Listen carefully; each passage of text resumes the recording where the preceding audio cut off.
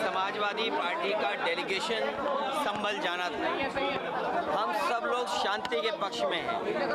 वहाँ शांति हो, लोगों को न्याय मिले और न्याय मिलना ज़रूरी है। लोग और जो प्रशासन बातें समय समय पे कह रहा है वो सरकार के इशारे पे कह रहा है। जिसने इतना प्रतिबंध लगाया, ये प्रतिबंध और इतनी तैयारी फोर्स की अगर पहले होती तो इतनी बड़ी घटना नहीं होती। लोगों को न्याय का भरोसा दिलाना इस सरकार की जिम्मेदारी है। न्याय और लोगों को न्याय मिलेगा, इसके लिए प्रशासन और सरकार की जिम्मेदारी बड़ी बनती है। लेकिन जो कुछ संभल में हुआ है, पहले दिन जब सर्वे हुआ किसी को आपत्ति नहीं थी, सभी लोगों ने मिलकर के सर्वे कराया। आखिरकार दोबारा सर्वे क्यों करने का मन बनाया प्रशासन ने, दोबारा बनाया। और जब जा रहा था सर्वे की टीम में तो बीजेपी के कार्यकर्ता क्यों गए?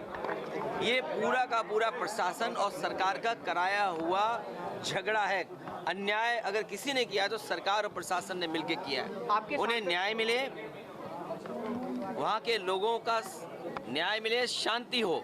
और शांति बीजेपी कभी पसंद नहीं कर सकती।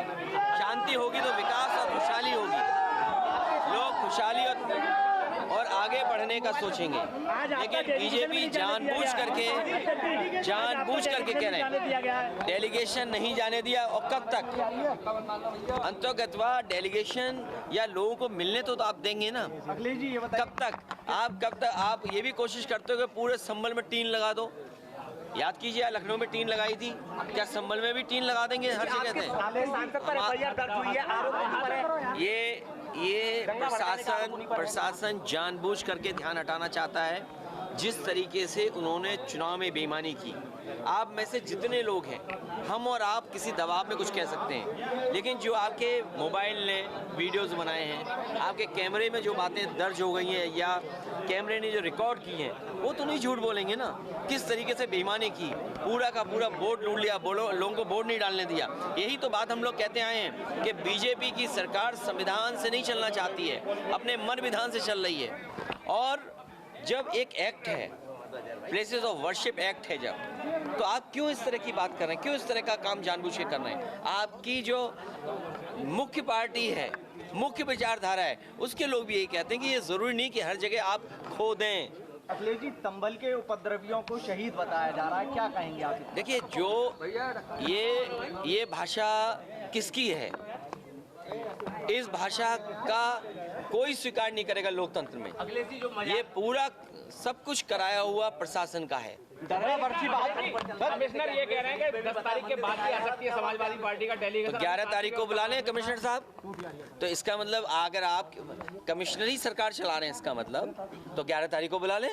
अच्छा, ये बताइए, अगर उनको ये लगता है कि इस तारीख तक आना ठीक नहीं है, आप जो पीड़ित हैं उन पर दबाव क्यों बना रहे हो? वो तो वीडियोस वायरल हो रहे हैं। तो सुप्रीम कम से कम इस बात को ऑब्जर्व करेगा कि कैसा दबाव बनाया जा रहा है। अजमेर की दरगाह है, अजमेर वाली दरगाह को लेकर क्या कहना चाहिए? प्लेसेस ऑफ वर्शिप एक्ट के बाद इस तरह की बात उठाना, भारतीय जनता पार्टी जानबूझ करके इस तरह का माहौल बना रही है।